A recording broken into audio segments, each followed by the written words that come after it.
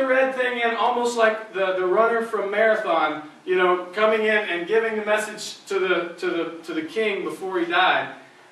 They put the red thing number in the stand.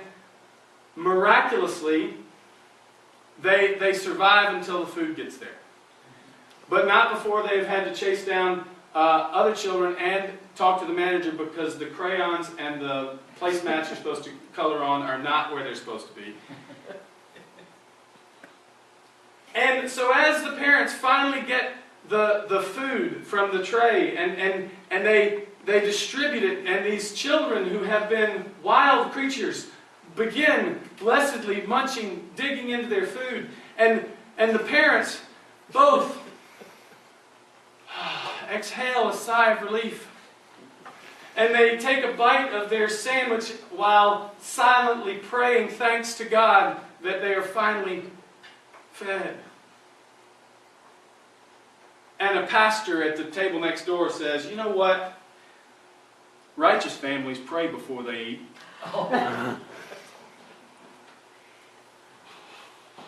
Snapshot of the Pharisees. Jesus says, "Isn't it great? The family's eating together. The children are finally honoring their father and mother." And what? They didn't pray right? Really? Jesus says, "Come to me, all you who are weary, and I will give you rest. Those whose burdens are too heavy, and I will give rest to your souls." The law is not intended to be something that weighs us down and causes us grief and misery all the days of our life. The law is intended, well, I'll give you what you might think is a little bit of an odd analogy. The law is God's gift of an F-350 diesel to the people of God. What, you said? A truck?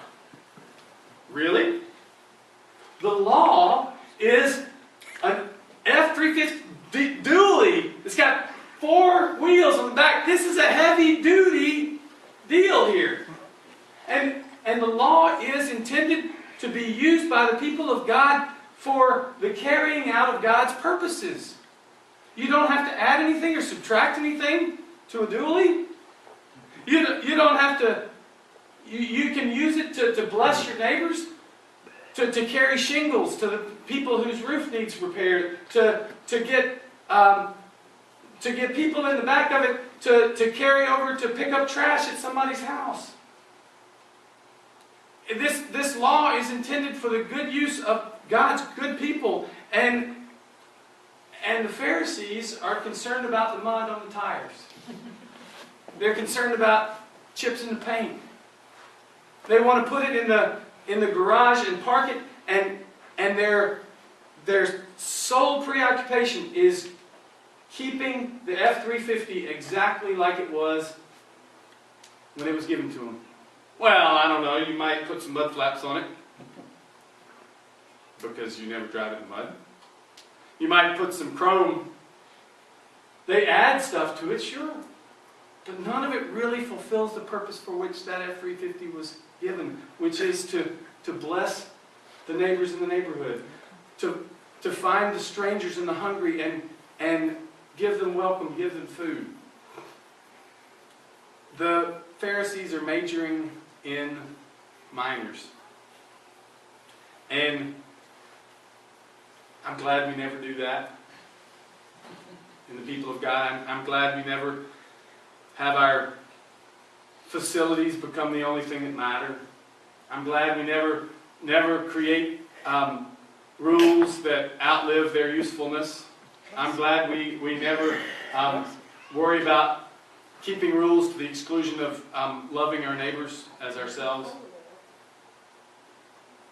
I'm glad I never look over at somebody at Jason's Deli and think, am I glad I've got it together better than they do. We've been given this great gift, the gift of the law, which Jesus sums up by saying, love the Lord your God with all your heart, your soul, your mind, and your strength, and love your neighbor as yourself.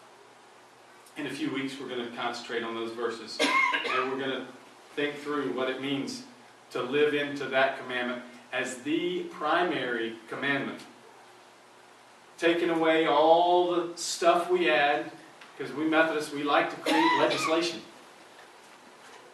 and concentrating on the stuff that matters to God. Because this I know, for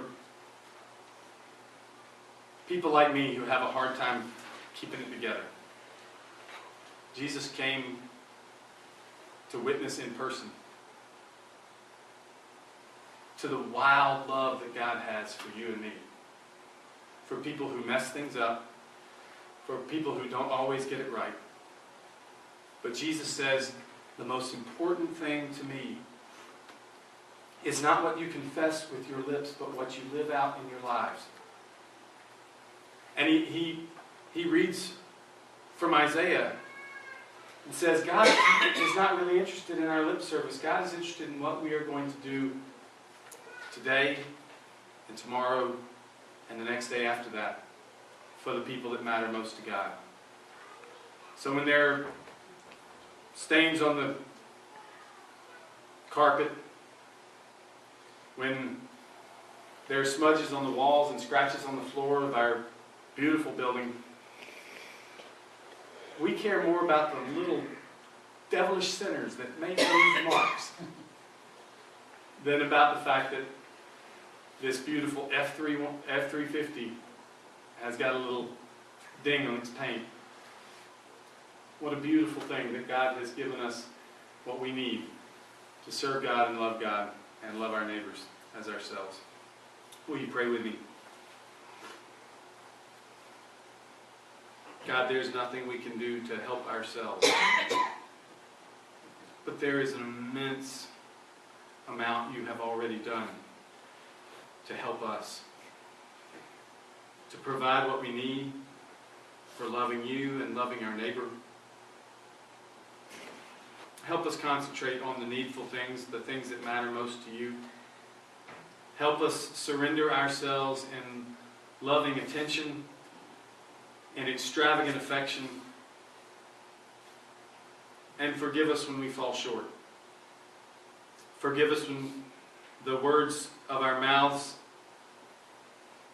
go beyond what the actions of our lives say.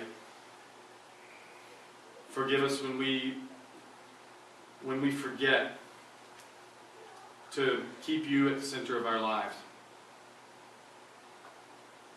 Forgive us when we're more interested in keeping up outward appearances than in being truly the people you have called us to be and created us to be. Thank you for the blessing of this worship hour, and thank you for your law that is our vehicle for witnessing to the nations of your love and your care and your concern. This prayer we offer in the name of Jesus, who offered himself for us and for the nations, for the salvation of this world you so love. Amen.